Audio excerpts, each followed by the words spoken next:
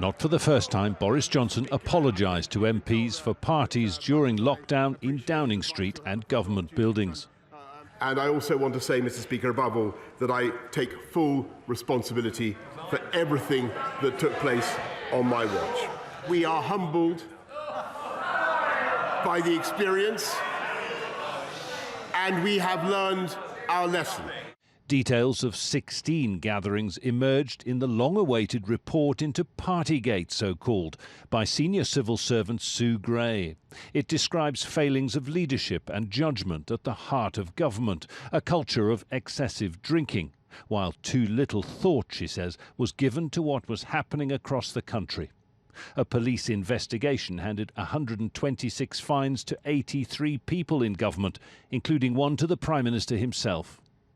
Johnson believes the gatherings he attended, briefly, had been work-related and within the rules. What happened afterwards, he said, late-night drunken revelry, was news to him.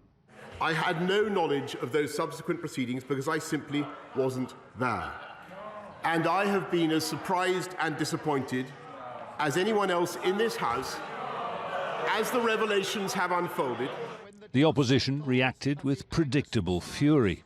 This report will stand as a monument to the hubris and the arrogance of a government that believed it was one rule for them and another rule for everyone else. Whether Johnson's future is in doubt depends on the response of MPs within his own party. I made my point and my position very clear to the Prime Minister. He does not have my support. But a question I humbly put to my colleagues is, are you willing, day in and day out, to defend this behaviour publicly? For months now, Conservative Party MPs have been saying that they would hold off triggering a leadership contest against Boris Johnson until the Sue Gray report was published. But the reality is there wasn't much in it that isn't already in the public domain. No major surprises. It may well be that the next benchmark against which the Prime Minister is to be judged is the question of whether he knowingly misled Parliament when he told MPs last December that no party had been held, no rules had been broken. If a pending parliamentary inquiry finds he did lie to MPs, that would be an offence for which a Prime Minister would be expected to resign. In the meantime, opinion polls suggest 59% of Britons think Johnson should resign anyway.